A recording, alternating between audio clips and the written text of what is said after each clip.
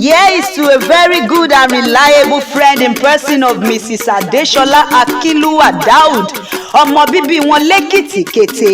Your friend Lydia Scott says, Adesola, gbogbo ohun tí ó fà láàfíà kó jọ. Òní kó wọn tà tẹkùntẹkùn.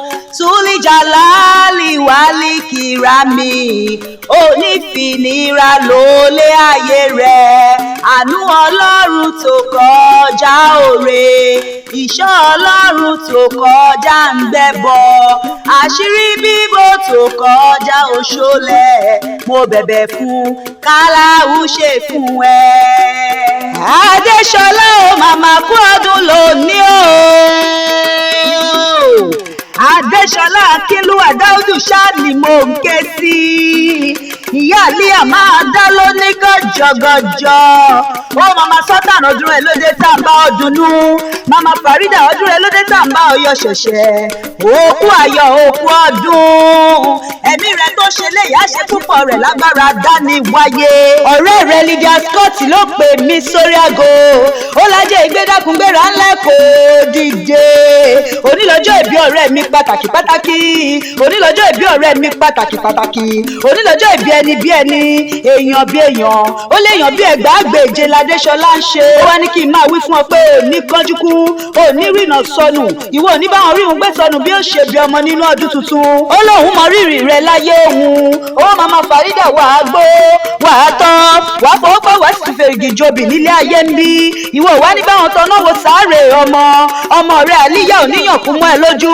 Sultan onídẹni àwátì, Farida náà á dirú digba fún ọ. Ojú rẹ tó rọmọ, arọmọ ọmọ lágbára Ọlọ́run ọba. Iṣẹ́ rẹ ò ní di iṣẹ́ mú ẹ lọ́wọ́. Wàá fi yá, wàá fi rà, wàá fi rọmọ nílùú òyìnbó gbogbo bá ń jẹ́ tọ́lọ́run ọba.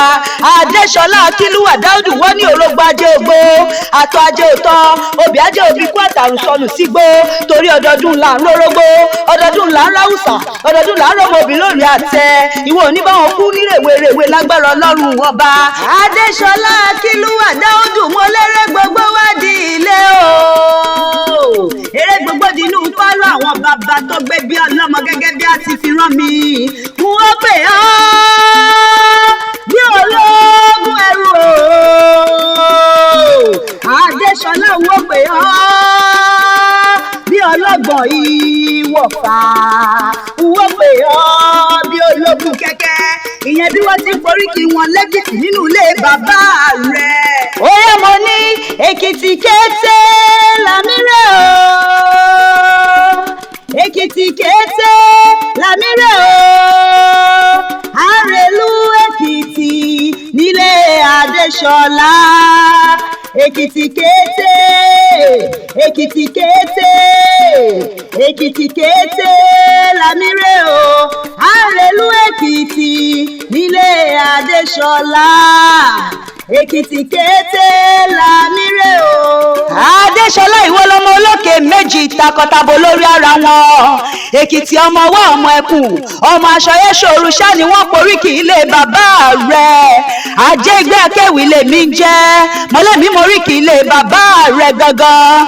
Adesola Akinlua ìwọ lọmọ oníyànmọ́ yìí. Ekiti ò fẹ́ràn ọkà bí yan, bí ó má mọ bí èkùrọ́, bí òjú bíntì. Ẹ dákun ẹ bá mi rò fọ́lọ́jọ́ ìbí òní jẹ́. Ilé ọmọ aṣọyẹ tọkọ tó ṣòru. Mẹ́bẹ́ ni abísọ́yẹ́ lọ yẹ ń pa. Ìjì mi èje, ẹ̀yọ̀ mi ẹ̀fà, mọ́kù mi ẹ̀rìndínlógún. Ẹ̀yin lọmọ olówó ọyẹ́ tí kó gbogbo fẹ́lẹ́bẹ̀. Elébẹ̀ ń kàwó, olóbì ń ṣòwò, olóbì má ṣòwò mọ́ ibi owó gbé wá lówó gbé padà sí o. Ilé ọmọ ajúwàjúwà lẹ̀kẹ̀.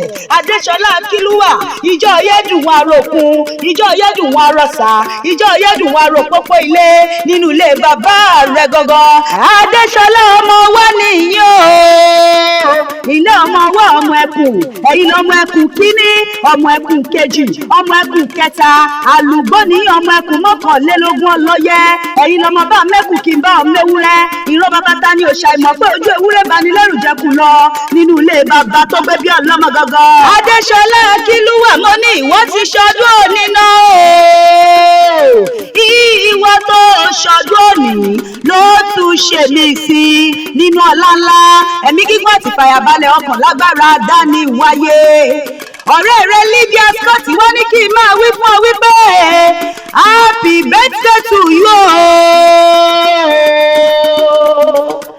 Ó ní ọ̀rẹ́ mi ìwọ tó ṣọdún òní ló tún ṣe mí sí.